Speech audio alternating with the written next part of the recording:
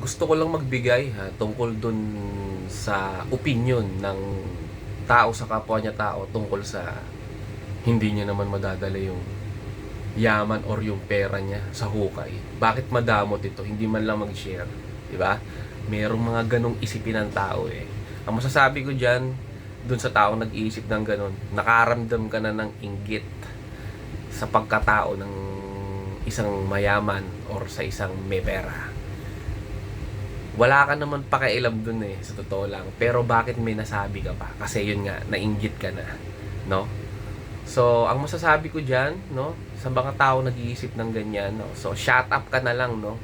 Dumiskarte ka ng sarili mong pera, magpakayaman ka at para may ma-share ka din, no.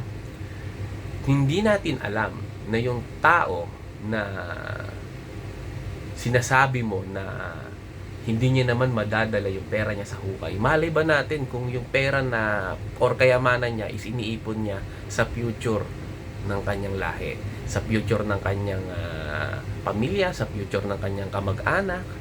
So, ngayon, wala kang karapatan na sabihin yun, no?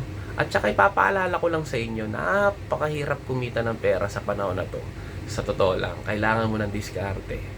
Kung gusto mo, maging inspirasyon mo na lang siya para sabihin mo sa sarili mo na ako hindi ako magiging ganyan, na hindi na ako pag ako naging mayaman mag-share ako, ganon.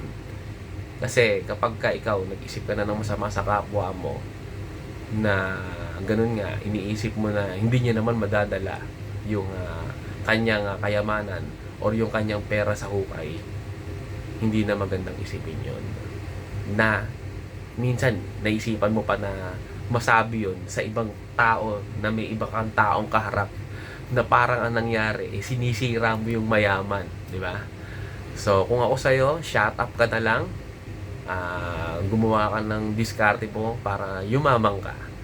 O yun lang naman, maraming salamat at magpasalamat ka sa akin, may natutunan ka.